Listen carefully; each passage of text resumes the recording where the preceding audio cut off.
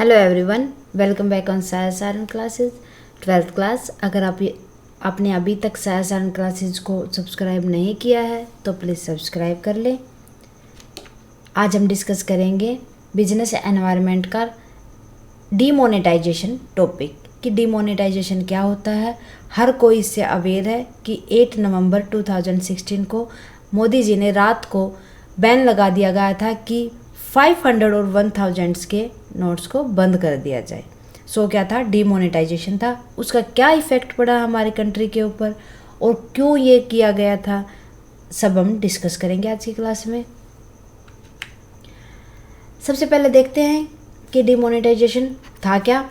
The government of India made an announcement on November 8, 2016 with profound implication for the Indian economy कि India की government ने announce किया गया था 8 नवंबर 2016 को इंडियन इकोनॉमी के इम्प्लीकेशन करने के लिए।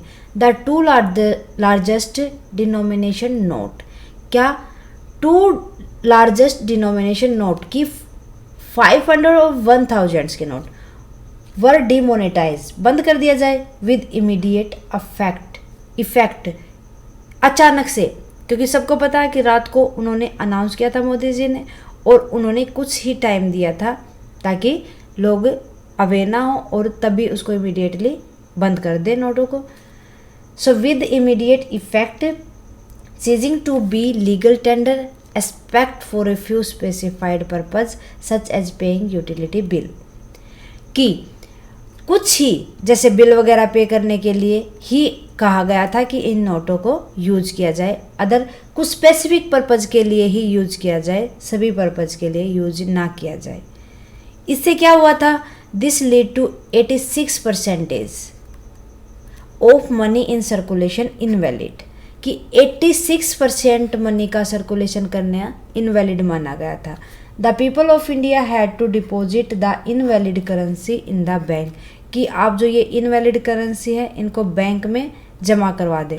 With came along with the restriction place on cash withdrawal, क्या कर दिया गया कि आपको कैश विड्रॉल के ऊपर आपके ऊपर रिस्ट्रिक्शन लगा दी गई। In other hand restriction were placed on the convertibility of domestic money and bank deposit, और साथ ही क्या किया गया, रिस्ट्रिक्शन किया गया कि आपको डोमेस्टिक मनी या बैंक डिपॉजिट के अंदर कन्वर्ट नहीं किया जाएगा। The main aim was to be curb corruption, black money, illegal activity. जो डीमोनेटाइजेशन का मेन एम क्या था कि जो कंट्री के अंदर करप्शन है उसको हटा दिया जाए, ब्लैक मनी को रिमूव कर दिया जाए, जो इलीगल एक्टिविटीज़ थी उनको कर्ब कर दिया जाए। ठीक है, अब इसका इम्पैक्ट क्या पड़ा हमारी कंट्री के ऊपर वो देखते हैं। Money and interest rate, money और interest rate, decline in cash transaction, क्या कम हो गई, कैश ट्रांजैक्शन कम हो गई, बैंक डिपॉजिट इंक्रीज हो गए, फाइनेंशियल सेविंग इंक्रीज हो गई, क्योंकि लोगों ने तो पूरा पैसा वहीं जमा कर दिया, उस टाइम पे पैसे विड्रॉ होते नहीं थे। ठीक है। Second, private wealth declines in some high demonetise notes were note return and real estate price fell. क्या हो गया था कि कुछ मनी ऐसी थी भी जो लोगों के पास, जो उनको पता ही नहीं था, मतलब छुपी हुई मनी जो उन्होंने चेंज नहीं करवा पाए थे, तो बैंक के पास क्या हुआ, वापस नहीं आई, जिससे क्या हुआ, रियल एस्टेट के प्राइजेज कम हो गए, फॉल हो गए। पब्लिक सेक्टर वेल्थ के ऊपर कोई इफेक्ट नहीं पड़ा, गवर्नमेंट के ऊपर इसका कोई इफेक्ट नहीं हुआ। Designation digital transaction among new users, रुपए और AEPS इंक्रीज, की डिजिटलाइजेशन को बढ़ावा मिला, डिजिटल ट्रांजैक्शन को बढ़ावा दिया गया। रियल एस्टेट प्राइस डिक्लाइन, जो रियल एस्टेट के प्राइस क्या हो गए थे, डाउन आ गए थे। Tax collection, raise in income tax collection because increase disclosure, tax rate बढ़ गए क्योंकि लोगों ने क्या किया, पैसे से बचने के लिए टैक्स पे कर दिया टाइम टू टाइम, और लोगों का पैसा बैंक में जो गया उनका रियलिटी का पता चला कि उनके पास कैश ना हो कि बैंक में कितना बैलेंस आया है। सो इससे टैक्स ज़्यादा मिला गवर्नमेंट को। ओके, ये थे जो इंडिया के ऊपर डिमोनेटाइजेशन के इम्पैक्ट हुए थे। फीचर क्या क्या थे डिमोनेटाइजेशन की।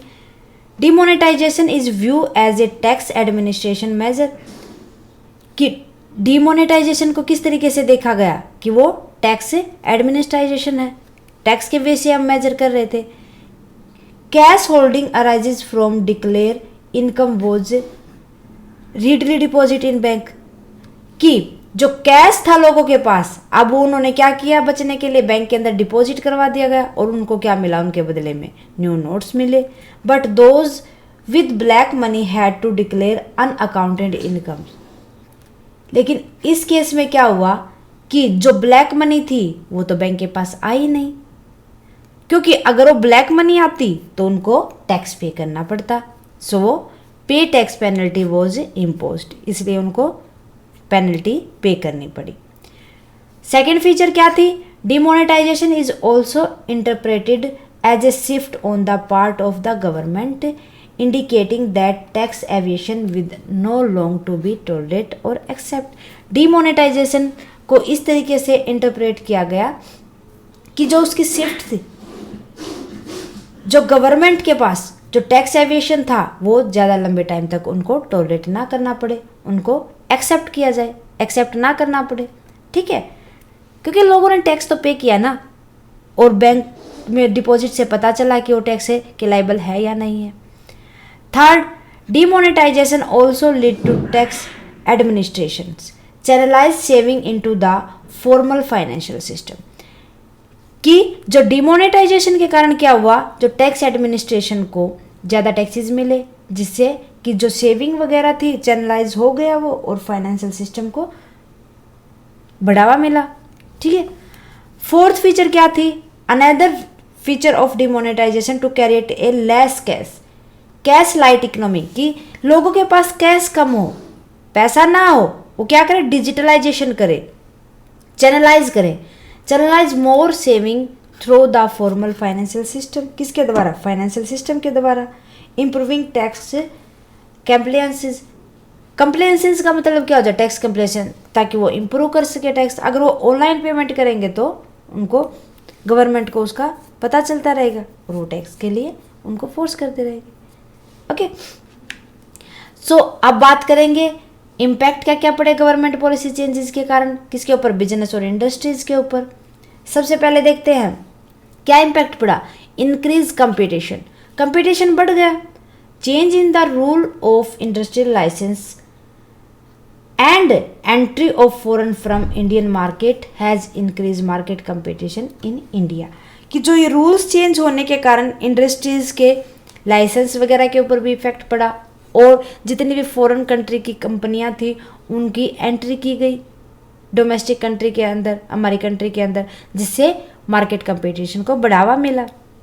सेकेंड इम्पैक्ट क्या हुआ, मोर डिमांडिंग कस्टमर, कि जो लोग थे वो कस्टमर थे वो ज़्यादा डिमांड करने लगे कि क्वालिटी अच्छी दे, रीजनेबल प्राइस के ऊपर क्वालिटी अच्छी दी जाए। Third, rapidly changes technology environment, किसके अंदर चेंज हुआ, टेक्नोलॉजी के अंदर, क्योंकि अगर कंपटीशन बढ़ेगा तो किस चीज़ को फोर्स करेगा, टेक्नोलॉजी बढ़े हमारे। Increase competition forces the firms to develop new way of survive and grow in the market, कि टेक्नोलॉजी में जो चेंजेस हुआ, जो ये डिमोनेटाइजेशन के कारण जो बिजनेस और इंडस्ट्री की टेक्नोलॉजी में जो चेंजेस हुआ, उससे क्या हुआ कि जो मार्केट थी वो उनको तरीका मिल गया कि वो किस तरीके से सर्वाइव कर पाएंगी और अपने अंदर ग्रो करेंगी, डेवलप होंगी। ठीक है। फोर्थ, नेसेसिटी फॉर चेंज, कि after 1991 the market forces have become turbulent as a result of which the enterprises have continuously modify their operations, कि जब 1991 के बाद प्राइवेटाइजेशन, ग्लोबलाइजेशन, लिबराइजेशन किया गया तो उसके की वजह से हमारे बिजनेस और इंडस्ट्री के अंदर बहुत सारे चेंजेस किए गए। सो उससे क्या हुआ कि कॉन्टिन्यूसली कि जो बिजनेसमैन थे, जो इंडस्ट्री वगैरह थी, वो अपने ऑपरेशंस के अंदर, एक्टिविटीज़ के अंदर चेंजेस ला के आने लगी, इम्प्रूवमेंट करने लगी। ठीक है, ये इम्पैक्ट पड़ा गवर्नमेंट पॉलिसीज़ का। Fifth, need for developing human resources, किन की ज़रूरत हुई अब, ह्यूमन रिसोर्सेज की, ताकि अगर ह्यूमन रिसोर्सेज की नीड हुई तो लोगों की रिक्वायर हुई, दैट मीन लोगों को काम दिया गया। किन को डेवलप किया गया? ह्यूमन रिसोर्सेज को। The change market condition of today require people with higher competence and greater commitment, hence there is a need for developing human resources। कि जो मार्केट की कंडीशन के अंदर जो चेंजेस हुई उससे क्या हुआ, लोगों को भी नीड हुई, लोगों को काम दिया गया, उनकी हायर कम्पिटेंट आया, उनके अंदर कमिटमेंट ज़्यादा हुई, सो ह्यूमन रिसोर्सेज बढ़ी और पर्सनल इनकम के अंदर भी इंक्रीजेज हुए। 6th, market orientation। Earlier firm followed production oriented market operation. Today firm produce those goods and services as per the requirement of customer। Market orientation का मतलब क्या था कि फर्म मार्केट ऑपरेशन एक्टिविटी के अंदर इस तरीके के प्रोडक्ट बनाए गए ताकि जिस तरीके की कस्टमर को नीड हो उसी तरीके के प्रोडक्शन किया जाए ताकि उन कस्टमर्स की रिक्वायर के अकॉर्डिंग उनको नीड गुड्स और सर्विसेज मिल सके। 7 देखो, loss of budgetary support to the public sector. Budget किसमें, बजट जो बजटरी सपोर्ट्स थे पब्लिक सेक्टर के लिए उनके अंदर कमी आई। Means the budgetary supports give the central government to the public sector and decline to the considerable extended. कि जिन एक्सटेंड करने की हमें नीड थी, जिनको हम कंसीडर करके चल रहे थे, वो कम होने लगी किसके अंदर, पब्लिक सेक्टर के अंदर। This in the order to survive the public sector have to be more efficient generate their resources and profit. So जो पब्लिक सेक्टर थे, गवर्नमेंट थी, उनको सर्वाइव करने में थोड़ा ज़्यादा एफिशिएंटी दिखानी पड़ी, उनको ज़्यादा एफिशिएंट रिसोर्सेज और प्रॉफिट की नीड थी जिसके लिए सो ये पब्लिक सेक्टर को लॉसेज हुआ। इन सब के बदौलत आजकल आप देख रहे होंगे कि पब्लिक सेक्टर को हटा के हर जगह को प्राइवेट किया जा रहा है, क्योंकि पब्लिक सेक्टर में क्या करप्शन भी ज़्यादा माना जा रहा है और ये भी माना जा रहा है कि पब्लिक, मान लो कि जो गवर्नमेंट पोस्ट पे जो लोग आ जाते हैं वो काम भी अच्छे से कर नहीं पाते, वो काम अगर प्राइवेट सेक्टर, पब्लिक सेक्टर में पैसा भी ज़्यादा लगाना पड़ रहा है, वो काम भी टाइम पे नहीं हो पाता, बट जो प्राइवेट में है पैसा भी कम इन्वेस्ट करना पड़ता है और काम भी ज़्यादा जल्दी हो जाता है। सो आज की क्लास में बस इतना ही स्टूडेंट्स, उम्मीद है कि आपको अच्छे से समझ आया होगा। मिलते हैं नेक्स्ट क्लास में नेक्स्ट टॉपिक के साथ। अगर आपको स्टूडेंट्स क्लासेस पसंद आए तो प्लीज़ शेयर ज़रूर करें अदर स्टूडेंट्स के साथ, लाइक करें क्लासेस को। स्टूडेंट्स क्लासेस को देखने के लिए थैंक यू वेरी मच। अगर आपकी कोई क्वेरी है प्लीज़ कमेंट बॉक्स में लिख दें, जितना जल्दी पॉसिबल होगा मैं सॉल्यूशन दूंगी आपको।